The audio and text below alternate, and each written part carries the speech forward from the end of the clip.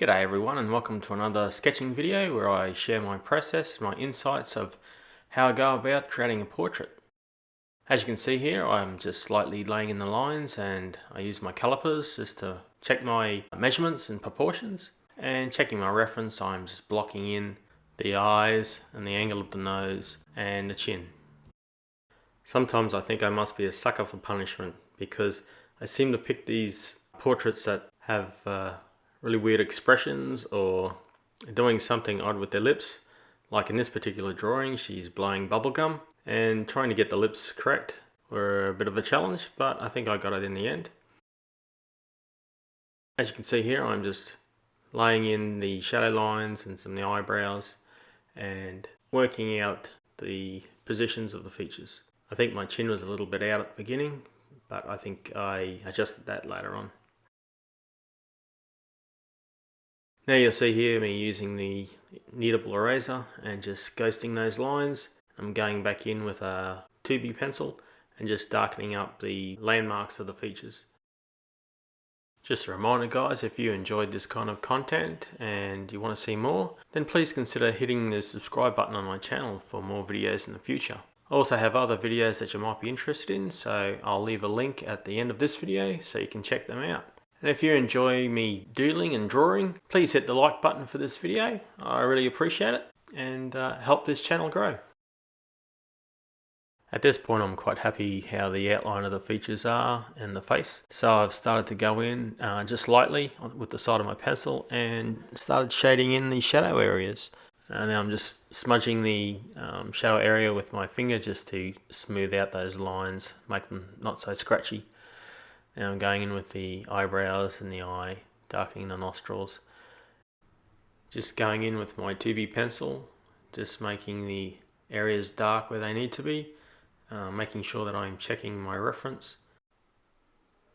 At this point I'm just gauging where the shadows are darkest on the reference photo. Most photos aren't actually great for determining in subtle areas, but at this point you sort of just have to use your own imagination. It can be a bit tricky, but with practice and observation you start to get the hang of what looks good and what doesn't. It all takes practice. Here you can see I'm just darkening in the eyelashes and the eyebrows. On the reference photo the bubblegum was quite small, so I thought it looked a bit unbalanced in the drawing here, so I thought I'd just make it a little bit bigger just to balance out the page a bit more. Now I've got my 4B pencil, I'm just adding some dark accents to the lips and the nostrils and the eye.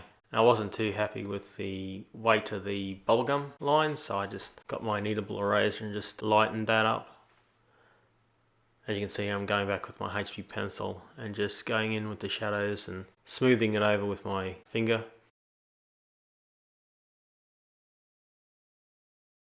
Now I'm using my kneadable eraser to lift out some of the graphite to create some highlights on the cheek, the eyelid and the bridge of the nose. I'm just using my HB pencil just to help smooth out those shadow areas. The texture of the paper that I'm using is a little bit rough, and that's why I have the problem with the textured shadows. It is a little bit frustrating, but it's not too bad. I just have to deal with it. Sometimes the paper can be your worst enemy sometimes. If you've got nice smooth paper, you can get some really nice smooth shadows, but I just have to deal with what I've got. Here I've gone back in with my 4B pencil and just slightly darkening the shadow areas underneath the lip there and the nostril, and just working on the eye a little bit more.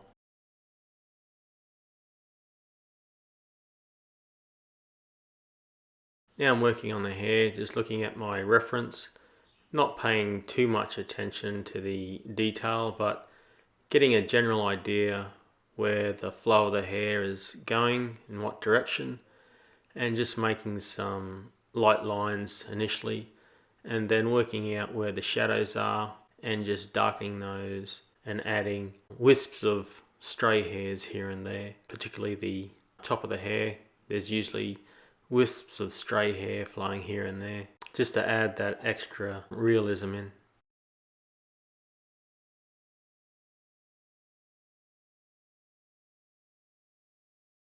As you see here, I used the kneadable eraser to just make that highlight underneath the neck there. It was a little bit wide, so I just used the pencil to narrow that highlight up again. The great thing with using a kneadable eraser, you can mold it and shape it to a fine point to use along thin areas if you want to, or you can just roll it up like a rolling pin and just ghost the entire sketch. It's one of those tools that you'll use all the time. I thought I'd do something a little different this time and just used a watercolour pencil to colour in the bubblegum. Because of the texture of the paper, it didn't really turn out the way I wanted it to. I think next time when I want to add some colour, I think I'll use some gouache or just use watercolour paint.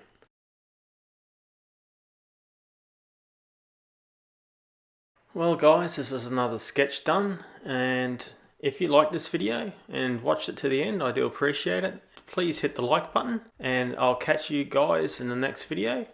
So take care and have a good one.